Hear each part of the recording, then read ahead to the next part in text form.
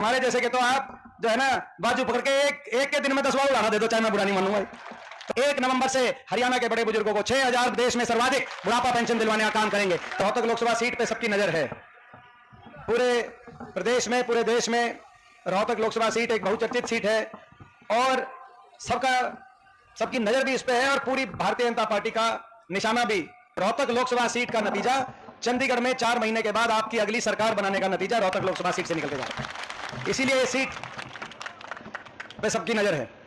आपको पता है पिछली बार थोड़ी सी वोटों से रह गए थे, थोड़ी वोटों रह गए थे और उसके बाद 3 महीने बाद जब चुनाव हुआ तो चुनाव में भी थोड़ी सी सीटों से कांग्रेस रह गई थी। मैं पूछना चाहता हूं, कोई बहादुरगढ़ में काम किया इन्होंने? मान सम्मान किया आपका? एक बार आए 10 साल में, एक बार बहादुरगढ़ में एक बार आए, बेरी हल्के में एक बार भी नहीं आए, कलोई हल्के में एक बार भी नहीं आए, ज्यादातर हल्कों में या तो आए नहीं, ये जो हमारा इलाका है, या एक बार। 10 साल बड़ा समय होता है आपकी उम्र का, 10 साल में 1 मिनट का टाइम, और अब आप उलाहना देने भी नहीं जा सकते। और जब हुड्डा साहब मुख्यमंत्री थे तो हर हफ्ते में एक बार बहादुरगढ़ तो वो आते थे और आपका बेटा तो कोई एक दिन भी नहीं था जब बहादुरगढ़ नहीं आया करता। भाई आप बताओ, और आप उलाहना भी नहीं दे सकते। जो बीजेपी वाले जो हैं उनसे मैं कहना चाहता हूं तो करनाल से लड़ रहे हैं, आपका उलाहना भी नहीं दे सकते। और हमारे जैसे के तो आप जो है ना बाजू पकड़ के एक के दिन में 10 बार उलाहना दे दो, चाहे मैं बुरा नहीं मानूंगा। ये मेट्रो रोहतक तक भी पहुंचेगी, ये मैं कहना चाहता हूं। और ये जो अफसर है, ये जो अफसर मैं आपको बताना चाहता हूं, जिस दिन यहां से लोकसभा का चुनाव आप जिता दोगे, सबसे पहले अफसरों को पता चल जाएगा कि भाई राज बदल गया, 3 महीने बाद ये सरकार में आएंगे, उसी दिन मेट्रो की फाइल बना लेंगे कि रोहतक तक की मेट्रो की फाइल, उसी दिन बाईपास की फाइल बना लेंगे। और जब 1 नवंबर को आपका राज बनेगा तो जिस दिन राज बनेगा उसी दिन चंडीगढ़ आ जाएंगे कि जी बताओ तारीख दो, तो आपको पत्थर कब रखना तारीख दो। आप कहते थे काला धन लाएंगे, सबके बाटे 15 लाख आएंगे। अब आपने सारे जिन पे ईडी सीबीआई के मुकदमे बने उन सारे नेताओं को बीजेपी ज्वाइन करा दिया। अब तो ये हो गया कि भाई काला धन नहीं लाएंगे, काले धन वालों को बीजेपी में ज्वाइन कराएंगे। ये नारा बदल गया आपका। तो ये क्या चल रहा है देश में? देश में बहुत कुछ चल रहा है, लेकिन हरियाणा प्रदेश में अपनी सरकार बनाने का, दोबारा से इलाके को आगे लेके जाने का ये मौका है। इस मौके में आपकी जरूरत है। इनके पास सत्ता बल भी है, धन बल भी है, मीडिया भी बल भी इन्हीं के पास है, सरकारी तंत्र बल भी इनके पास है, साजिश और षड्यंत्र बल भी इनके साथ है, इनके पास है। मेरे पास कुछ है तो आपका आशीर्वाद है, उस आशीर्वाद देने में कमी मत छोड़ना। मैं आज आपसे ये आग्रह करना चाहता हूं। साजिश और षड्यंत्र रचे जाएंगे, पिछली बार भी रचे गए थे। आपको याद होगा लोकतंत्र का गला घोटने में, संविधान को कुचलने में लोग पीछे नहीं रहते।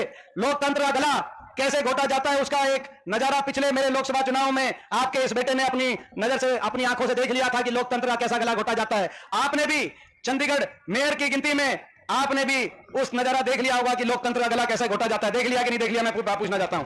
तो भाई आपका जो है, मैं यही कहना चाहता हूं कि भाई आपका आशीर्वाद चाहिए। मैं पूछना चाहता हूं आप सबसे, ये इलेक्शन, इस इलेक्शन में मैं केवल वोट नहीं मांग रहा आपसे, मैं आपसे आपका सपोर्ट मांग रहा हूं। अगर मैं इंसानियत पे हूं, मेरी ईमानदारी पे हूं, मैं आपसे आपका समर्थन मांग रहा हूं कि भाई इलेक्शन मिलकर लड़ना पड़ेगा। किसी के हाथ मैं जोड़ूंगा तो किसी से आपको रिक्वेस्ट करनी पड़ेगी। और अगर आप साथ देना, समर्थन दोगे तो एक बार हाथ खड़ा करके बताओ। वोट नहीं, साथ और समर्थन भी, दोनों ही चीज। कौन कौन एक बार हाथ खड़ा करके बताओ साथ और समर्थन जो देगा। और भाई ये मैं कहना चाहता हूं, ये आपका समर्थन व्यर्थ नहीं जाएगा, आपका समर्थन व्यर्थ नहीं जाएगा।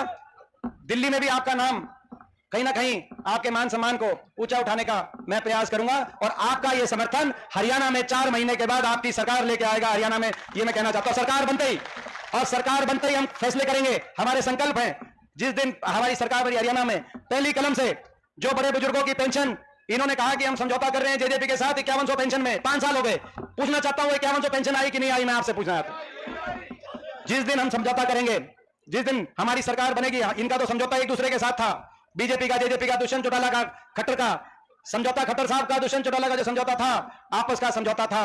5100 की पेंशन का तो नाम था प्रदेश की जनता को लूटने का समझौता था। एक कहता था बीजेपी जाएगी 75 पार, दूसरा कहता था बीजेपी को करो जमुना पार। इलेक्शन होते ही दोनों बन गए थे पक्के यार। और अब समझौता उन्होंने 5 साल में 5100 पेंशन नहीं आई। हमारा समझौता आपके साथ होगा और हमारा समझौता, हमारा गठबंधन आपके साथ है। और पहली कलम से बड़े बुजुर्गों के साथ ये जो वायदा खिलाफी हुई है इसका हिसाब किताब करेंगे। और 1 नवंबर से हरियाणा के बड़े बुजुर्गों को 6000 देश में सर्वाधिक बुढ़ापा पेंशन दिलवाने का काम करेंगे, ताकि दिल्ली की सरकार भी दबाव में आए, जो है साथ लगते राजस्थान, पंजाब की सरकार भी दबाव में आए कि अगर बुढ़ापा पेंशन है तो हरियाणा में जो है बुढ़ापा पेंशन है 6, घर में 2 बुढ़ापा पेंशन, यानी कि लगभग एक तनख्वाह बराबर आ जाए।